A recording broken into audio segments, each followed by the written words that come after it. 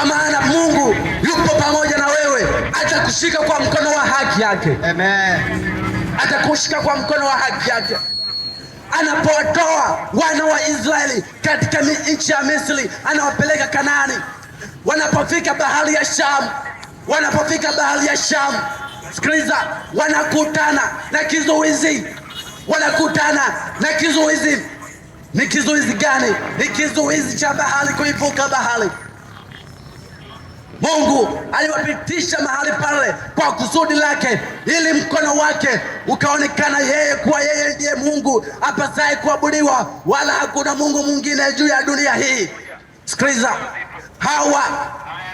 Musa anamuuliza Mungu, tufanyeje ili tuvuke katika bahari hii? Mungu anamwambia Musa, una nini mkononi mwako? Musa anamwambia kwamba nina fimbo. Anamwambia kwamba haya, yapige maji.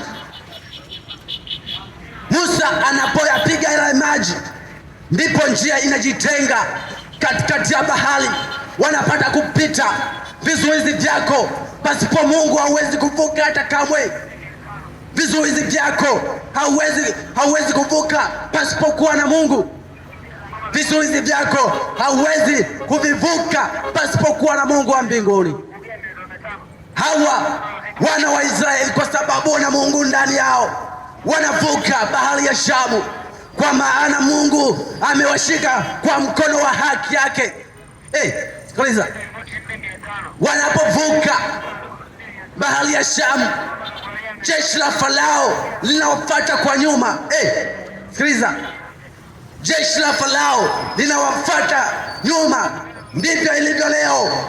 Unapovuka katika vizuizi, unapovuka katika matatizo, unapovuka katika dhambi, nyuma bado anakuambia kwamba tazama hivi, utamwachia nani? Utamwachia nani? Hizi pombe utamwachia nani? Hizi na utamwachia nani? Pisikali utamwachia nani? Sikiliza mtoto wa Mungu, hivi ni vitu vya kupita. Pombe ni vitu vya kupita.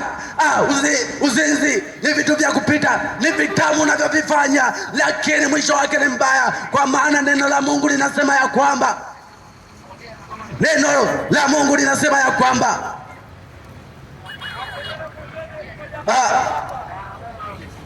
mshahara wa dhambi ni mauti.